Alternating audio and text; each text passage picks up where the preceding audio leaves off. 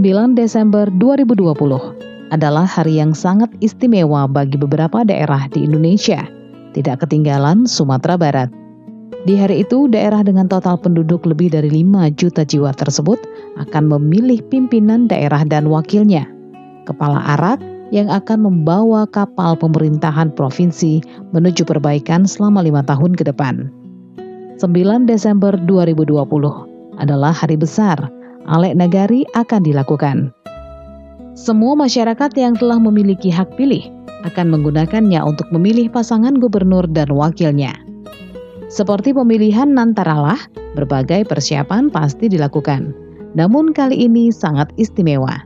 Kita akan berdemokrasi di tengah pandemi. Demokrasi harus hidup di tengah pandemi. Kita ingin berdemokrasi, tetapi kita tidak mau mati. Disiplin protokol kesehatan adalah harga mati. Tidak ada lagi tawar-menawar untuk ini. Sebagai pihak penyelenggara, KPU menyusun protokol kesehatan untuk antisipasi penularan COVID-19.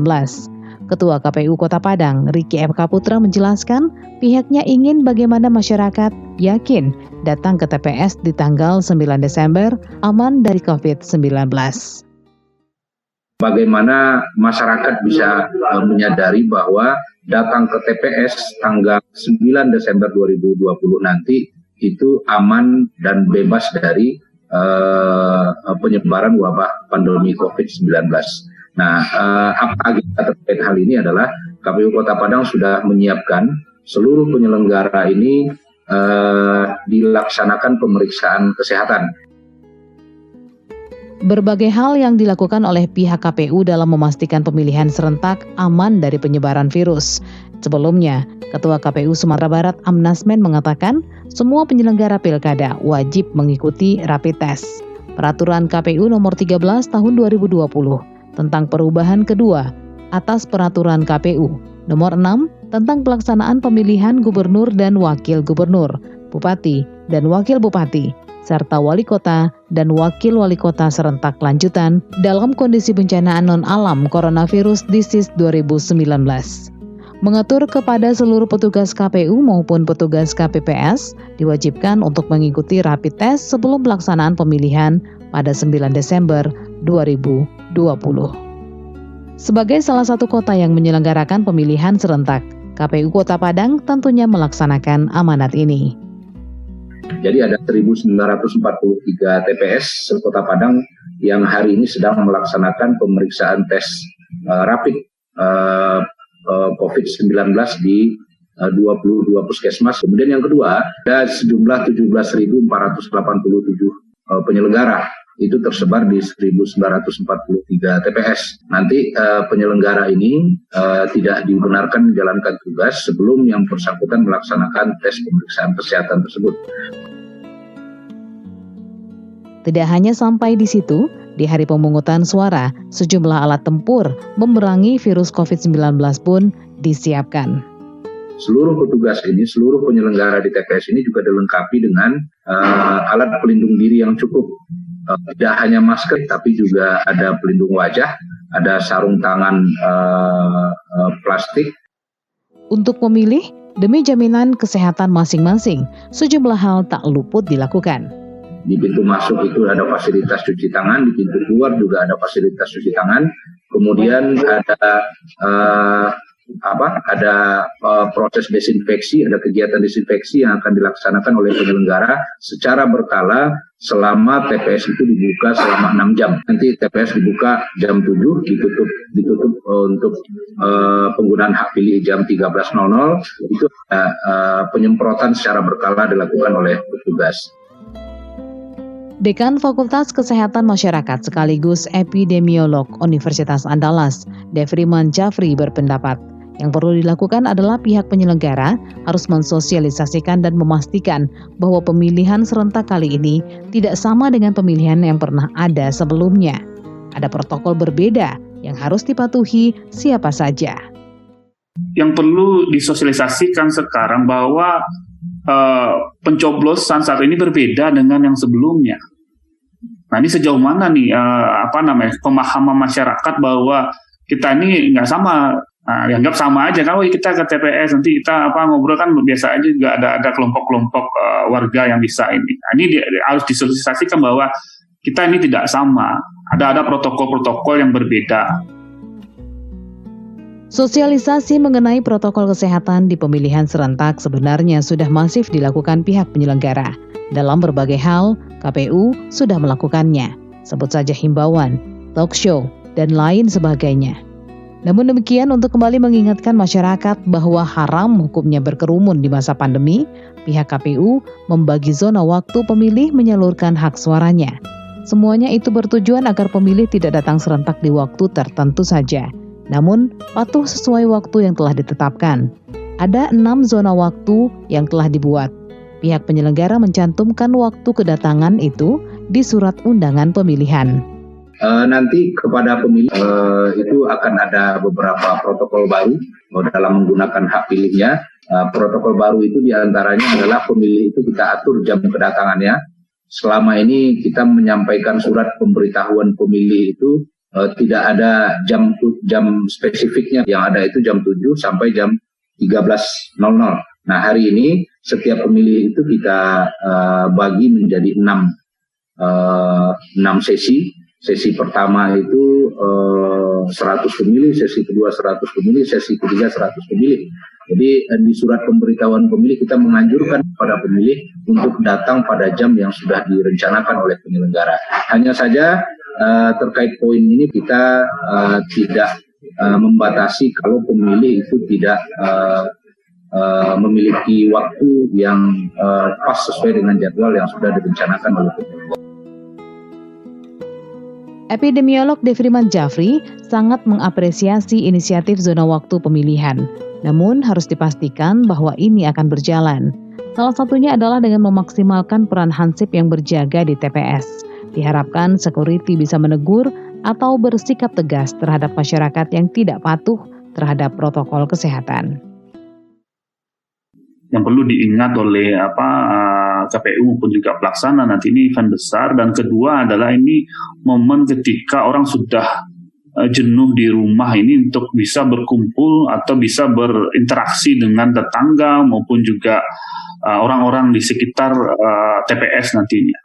Psikologis ini sama dengan psikologis orang anak sekolah ini mau sekolah gitu.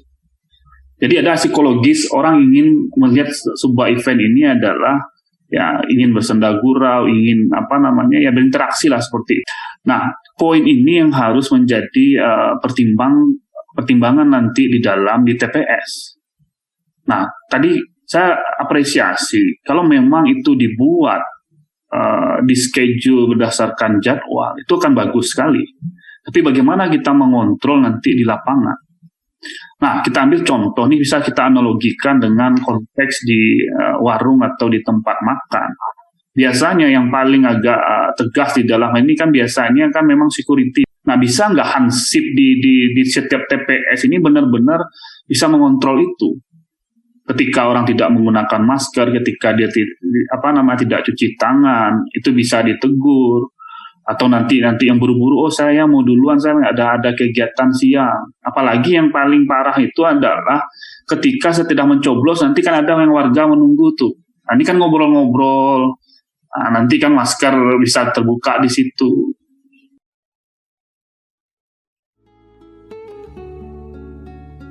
Menjawab hal ini, Riki Eka Putra, Ketua Kota Padang, mengatakan, kami konsen betul dengan kepatuhan penyelenggara.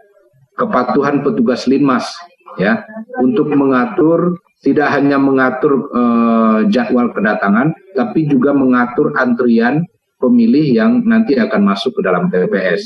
Nanti juga Linmas ini, petugas ketertiban ini kita minta untuk benar-benar meminta kepada pemilih yang sudah antri itu melakukan cuci tangan, kemudian memasang maskernya dengan benar, kemudian ditetesi tinta juga dengan benar. Sementara itu, anggota Bawaslu Sumatera Barat Alni mengatakan pemilihan serentak di masa pandemi memang membuat kewajiban Bawaslu sebagai pengawas juga bertambah. Protokol kesehatan adalah salah satu hal yang diawasi Bawaslu, mulai dari kampanye sampai proses pemilihan itu sendiri. pelaksanaan pemilu ini kan sudah disepakati bahwasan pemilihan ini tetap dilakukan di masa pandemi ini. Maka tugas kita sebagai Badan Pengawas Pemilu memastikan tahapan-tahapan pelaksanaan pemilihan ini berjalan sesuai dengan ketentuan yang ada dan tetap selalu menggunakan protokol kesehatan. Kita dari pengawas pemilu sudah membuat proses kewenangan kita untuk melakukan pengawasan ini dengan menggunakan protokol kesehatan. Di beberapa peraturan Bawaslu kita, untuk pengawasan tahapan pemilihan, misalkan tahapan pemilihan di saat kampanye ini, kita selalu mengingatkan berkaitan dengan protokol kesehatan. Bahkan kewenangan kita berkaitan dengan protokol kesehatan di masa pandemi ini yang disangkut pautkan dengan pelaksanaan tahapan itu ada. Seperti contoh, Bawaslu ini kan melakukan proses pengawasan sekaligus pencegahan termasuk juga proses penanganan pelanggaran. Berkaitan dengan protokol kesehatan, apabila ada tahapan dalam pemilihan ini terjadi dugaan pelanggaran terhadap protokol kesehatan, di saat kita melakukan pengawasan, kita melakukan pencegahan. Ternyata apabila dalam proses pencegahan itu tidak diabaikan, baik oleh penyelenggara pemilihan maupun peserta pemilihan, maka ada kewenangan kita menentukan sanksi yang harus dilakukan oleh peserta pemilihan atau penyelenggara pemilihan ini. Misalkan berkaitan dengan kampanye, apabila ada dalam pelaksanaan kampanye terlanggar protokol kesehatan, misalkan jumlah dari peserta kampanye itu melebihi dari 50 orang yang ditetapkan dalam PKPU, maka ada kewenangan kita memberi teguran, bahkan bisa juga kita melakukan proses penghentian atau pembubaran kegiatan itu. Tapi tetap kita tentu berkoordinasi dengan pihak keamanan atau pemerintahan daerah melalui Satpol PP. Sebelum pelaksanaan di tanggal 9 Desember, KPU Padang melakukan simulasi terhadap kepatuhan pihak penyelenggara, pemilih dan para pihak yang terlibat di TPS, juga pengetahuan penggunaan terkait perlengkapan protokol kesehatan.